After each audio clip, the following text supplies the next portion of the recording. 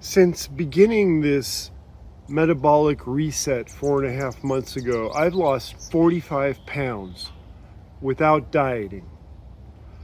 How is that possible? Let's address that question head on today. Anybody who's been following my metabolic journey in these daily videos taped here in the forests of Washington State will recall that I have frequently said that the process I'm following does not include a diet. Over the course of my life, I have tried dieting many times because I wanted to reduce my body weight a little bit. And it seems like every diet was just worse than the last one in terms of how it made me feel and the results. None of them stuck.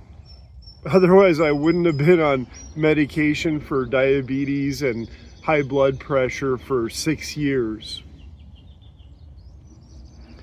So when I uploaded my labs to ChatGPT, my blood work to ChatGPT 4.5 months ago, and it came back with a set of instructions, a set of guidelines for me to follow.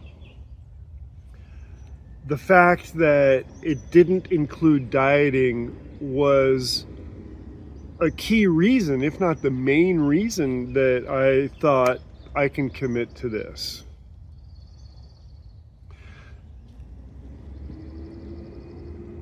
I think it's important at this point to define what is dieting, or at least what is my understanding of dieting and my experience of dieting in the past. When I've dieted in the past, first, I didn't have the benefit of artificial intelligence to guide me, but it always came down to restricting my food, to restricting my calories, and to essentially track and count calories one way or another. The idea behind dieting is that by limiting the number of calories, weight loss will ensue. The process that I have followed and that I have documented did not involve restricting calories, has not involved counting calories, and calories have simply not been part of my discussion or consideration or process. Yesterday I talked about how I eat every meal until I'm not hungry anymore, and how this helps me to go from one meal to another without snacking and grazing my way through the day. This principle of eating until satiety is also directly linked to why I don't feel what I've been doing qualifies as dieting as I've experienced it in the past. Now, let me be clear. My diet as a noun has changed. I had to change my diet.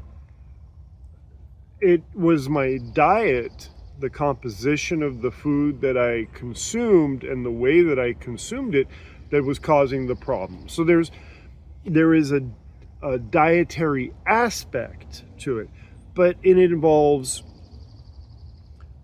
the food that I eat. So I cut out alcohol, cut out refined carbs, processed foods, almost completely. Not entirely, because today my body can handle some of that. But in that respect, my diet changed. I eat more slowly.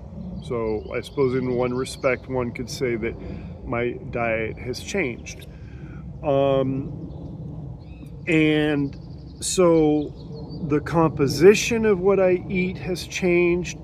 The manner in which I eat has changed. I've fixed my sleep, and I walk after every meal. So that's the program, but that's not a diet. I don't have to track calories. And if I'm hungry, I eat. I address the hunger. And so that's why I've repeated many times that I'm not dieting.